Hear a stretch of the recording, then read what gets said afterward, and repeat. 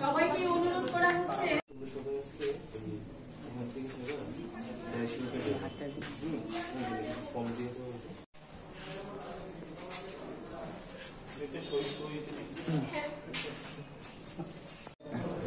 আমার খুব ভালো লাগছে অফারটা পেয়ে।